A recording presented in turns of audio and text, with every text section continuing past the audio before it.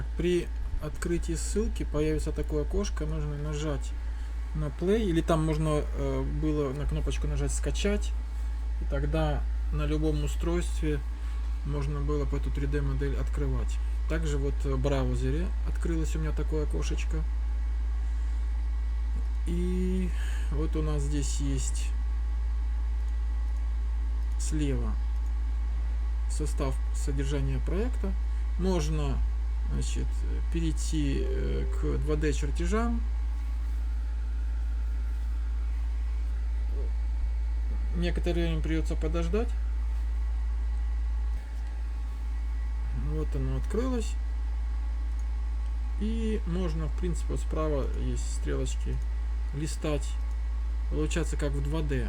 Тут можно закрыть вот это вот слева содержание и листать как в 2D, как в PDF-ке этот альбомчик.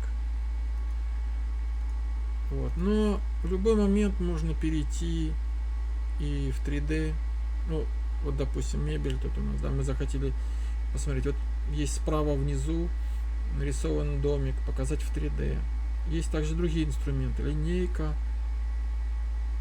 Вот, то есть тут надо присматриваться. Все, что появляется, какие-то вот слева внизу, вверху тоже параметры. Это все можно как бы настраивать. Вот я нажал на 3D справа внизу. Вот, и сейчас загрузится 3D модель.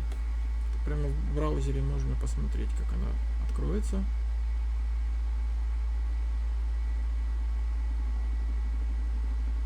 У меня сейчас включен VPN, поэтому будет немножко медленно это все работать. Вот. Ну, это как бы планировочное решение, тут особо ничего нету такого. Скорее всего, там, где будет конструктивные моменты, там можно переходить в 3D такой вид. Я опять открываю справа внизу, нажимаю на открыть 2D и возвращаемся на этот же лист. Ну, короче, так можно как бы листать проект. Вот, можно приблизиться, например, нас интересует эта часть. Вот, и тут нажмем на домик, вот это 3D, и увидим его в 3D. Вот как раз это место, сечение по кровати.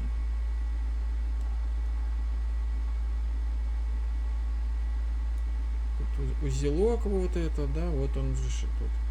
Если мы отключим сечение, внизу есть сечение модели, то у нас уже будет полная модель, не отсеченная.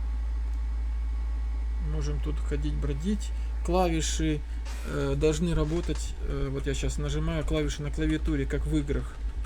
Если в игры компьютерные когда-нибудь играли, то вот я сейчас, значит, вот перемещаюсь как в игре. Там А, Д это лево-вправо, С латинская это назад, а W Y это вперед.